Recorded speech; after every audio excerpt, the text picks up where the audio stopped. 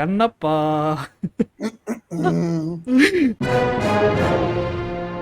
Kannappa teaser వచ్చేసింది. కళలో గుర్తుకొచ్చే టీజర్ ఇదనమాట. అంత కళాత్మకంగా ఉంది టీజర్. మంచి విషయం నీకు దండం. నీకు నమస్కారం రా బాబు, నా నెంబర్ తీసేరా బాబు. ట్వీట్ వేసాడు, కన్నప్ప టీజర్ లో మీకు ఏది తీసేస్తే ఇంకా బెటర్ గా అనిపించింది అంటే మంచానం లేపండి సార్ అన్నాడు. వీళ్ళు సీజీ బడ్జెట్ ఎంత పెట్టారంటే, మంచు లక్ష్మక్క son of India re release event లో అడుగుతుంది, నాన్న ఈ సినిమా ఎంత హిట్ అవుతుంది, మీరు నాకు ప్రాఫిట్ లో షేర్ ఇవ్వాలి నాన్న అడుగుతారు. ఆ వచ్చిన షేర్ తోనే దీని సీజీ బడ్జెట్ పెట్టారు 1,80,00,000. నిజంరా, అందరికి ప్రభాస్ ఉన్నాడు కాబట్టి అందరు ఎక్సైట్ అవుతున్నారు, అది వేరే విషయం. నాకు ఆ ప్రభాస్ షాట్ కూడా ఉన్నాడని అంటున్నారు, కానీ నా బాధ ఏంటో తెలుసా, ఆ డైరెక్టర్ మొత్తం టీజర్ చూసిన తర్వాత నాకు డౌట్ వచ్చేసింది, ప్రభాస్ తీసుకొచ్చి ఆయన క్యారెక్టర్ ఇంత ఆగం పట్టేస్తున్నా నా భయం. అక్షయ్ కుమార్ మీద నాకు అసలు నమ్మకమే లేదు. ఆల్రెడీ ఇది కాకపోతే ఇంకో 2 వారాల తర్వాత ఇంకో సినిమా అవుతుందని కాబట్టి రాసిర్రా. ప్రభాస్ శివుడే బ్రో, కాకపోతే అక్షయ్ కుమార్ యాక్చువల్ శివుడు. భూమి మీదకి వచ్చిన తర్వాత అక్షయ్ కుమార్ ప్రభాస్ రూపంలో మనకి మంచి విషయానికి హెల్ప్ చేస్తాడంటే మరీ చెప్తావు బ్రో నువ్వు. శివుడిని కిందికి వచ్చిన తర్వాత అందరు గుర్తుపట్టరా, శివుడు ఇట్లుంటారు అందరు తెలుసా ముందు, ఇడికి వచ్చిన తర్వాత ప్రభాస్ గా మారితే తెలుస్తుందా? సినిమా మొత్తం ఒక ఎత్తు అయితే లాస్ట్ కి వచ్చిన శివయ్య డైలాగ్ ఇంకో ఎత్తురా.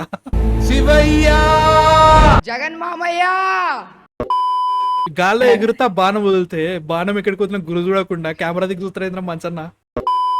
ఆ లుక్ కి నువ్వు కన్నప్ప అనే టైటిల్ పెట్టుకున్నప్పుడు ఆ క్యారెక్టర్ కి నువ్వు దాన్ని జస్టిస్ చేయాలంటే నువ్వు నటించాలి. నాకు అర్థం కాలేదు సార్. మోహన్ లాల్ అట్ట చెట్టు వెళ్ళిపోతాడు, శరత్ కుమార్ అట్ట చెట్టు వెళ్ళిపోతాడు,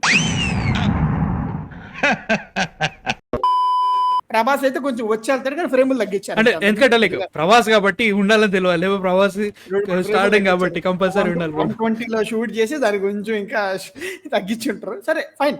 అయితే కాజల్ ఫ్రేమ్ వచ్చి చూడు, నాకు అది అసలు బ్యాక్గ్రౌండ్ ఏం జరుగుతుంది వెనకమాల బ్యాక్ సైడ్ చూడు దేక అటు కాదు వెనకమాల బ్యాక్ సైడ్. లైక్ మన దేవకన్య లేదంటే ఆ యుద్ధాన్ని ఆపటానికి వచ్చిందా, లేదంటే కన్నప్పని కలవటానికి వచ్చిందా, ఈ సినిమా కూడా థియరీలు రాత్రాడు. నేను నిజంగా ఫస్ట్ టైం నేను ఆర్గానిక్ గా అసలు ఏం ఎక్స్పెక్ట్ చేయకుండా చూసిన, నా ఎక్స్ప్రెషన్ అంత బాగా పలికిందని ఎక్స్పెక్ట్ చేయలేదు అసలు.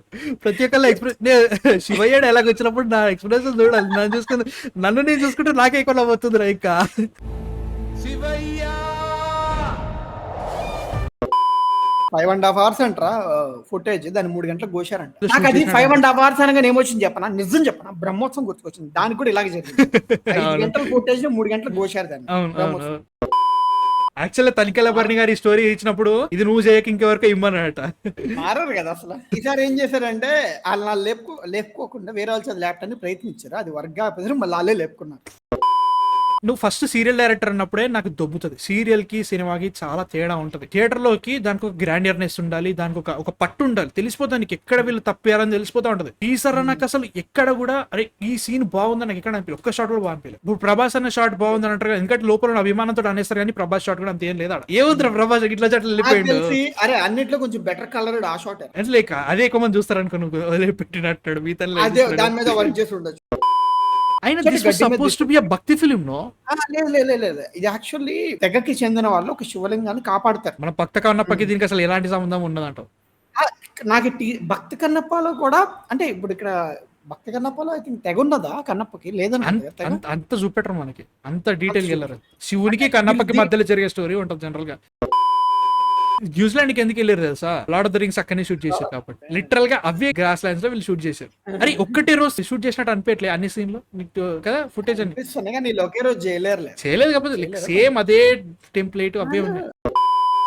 అరే నేను అనుకుంటుంది ఏంటంటే వీళ్ళు రష్ అయ్యారా లేదంటే ప్రాపర్ థాట్ ప్రాసెస్ లో లేరో అర్థం కాదు. టీజర్ కట్ చేసే విధానం అయితే అది కాదని నా ఫీలింగ్. అరే టీజర్ రష్ కావడం ఏంట్రా, కాల్స్ ఎప్పుడు రిలీజ్ చేసారు, ఇప్పుడు ఇంకెంత టైం ఉంది నీకు. 20th May నుంచి 14 June 24 days ఉన్నాయి. ఏం చేసినట్టు ట్రోల్ మెటీరియల్ గ్యారంటీ అవుతుంది ఎందుకంటే ఆల్రెడీ కొంతమంది వీడియోలు పెట్టడం చూసేసిన నేను. ఆల్రెడీ బాగుంటే బాగానే అనిపిస్తుంది కాబట్టి లైక్ చెడగొట్టకండి, that is the main agenda for me. నాకైతే సినిమా బాగుంది ఉంటే మాత్రం ఖచ్చితంగా వెళ్తాం, ఎందుకంటే ఒకప్పుడు డి గానీ దేనికైనా రెడీ బాగుంటుంది, దూసుకెళ్తే సూపర్ ఉంటుంది.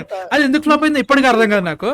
అంటే పంకజ్ త్రిపాఠి విలన్ క్యారెక్టర్ మీద పోయిందేమో, కాకపోతే లైక్ ఆయన సటిల్ యాక్టింగ్ కి సినిమా లైన్ కి అర్థం కాదు. బట్ దూసుకెళ్తాల్లో విష్ణు పర్ఫార్మెన్స్ ఉంటది, కామెడీ టైమింగ్ ఉంటది, ముఖ్యంగా భరత్ తోటి ఉంటది, కెమిస్ట్రీ మాత్రం ఇటు దిగిపోతుంది సినిమా, అంత బాగుంటది.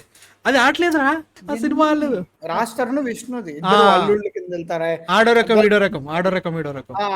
ఆడో రకం కామెడీ బాగా వర్క్ ఉంటుంది. డి అయితే మాత్రం ఎన్నిసార్లు చూసినా కానీ చాలా బాగా నచ్చుతుండే నాకు. బట్ అప్పట్లో ఉన్న విష్ణుకి ఇప్పుడున్న విష్ణుకి అసలు చాలా చేంజ్ అయిపోయింది నా ఫీలింగ్. అసలు క్యారెక్టర్ కానీ బయట మాట్లాడడం కానీ జనరల్ గా రెస్పెక్టెడ్ యాక్టర్ ఒకప్పుడు ఉన్న రెస్పెక్టెడ్ యాక్టర్ ఇప్పుడు ఒక మీమ్ మెటీరియల్ అయిపోతే నాకు నచ్చదు. కాబట్టి చేసే పనులట్టుండే నా నిజం. మోహన్ బాబు గారు కూడా ఆ కష్టమే నీ హద్దురాకి అసలు నా క్యారెక్టర్ ఎందుకు తీసుకున్నారో అనుకున్నా. సినిమా చూసిన తర్వాత నువ్వే కరెక్ట్, ఇంకెవ్వడు వద్దు, నువ్వే కరెక్ట్ అనే ఫీలింగ్ వచ్చింది మోహన్ బాబు చూస్తే.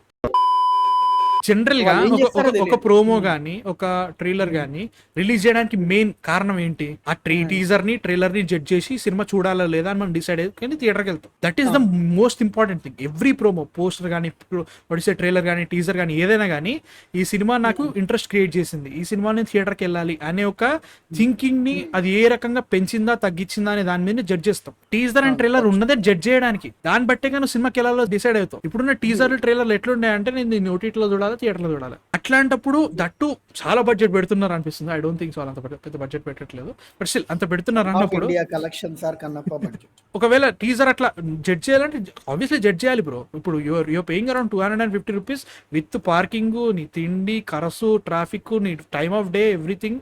ఇప్పుడు ఎవరికి అంత ఓపిక లేదు. ఖాళీ ఉన్నామంటే పోయి చూసినా కానీ జనరల్ గానే ఎవరికి అంత టైం లేదు. If you are giving a mediocre to less like drastic worse project, ఎవరు చూడాలి, ఎందుకు చూడాలి? No one is owing anyone. వీళ్ళు చేస్తున్నారు కాబట్టి ఎంకరేజ్ చేయాలి. ఎంకరేజ్ అనేది కూడా మన జేబులకించి పైసలు ఇవ్వనంత వరకే. ఎంకరేజ్ అనేది చాలా ఈజీగా అయిపోయింది ఏ సినిమాకైనా కానీ. ఎంకరేజ్ అనేది ఫ్రీగా ట్వీట్, వాట్సాప్ ఫార్వర్డ్, ఎవడైనా చెప్తారు, కామెంట్ ఎవరైనా రాయగలుగుతారు. అది ఇంపార్టెంట్. నాకైతే మాత్రం Kannappa I don't think so right now.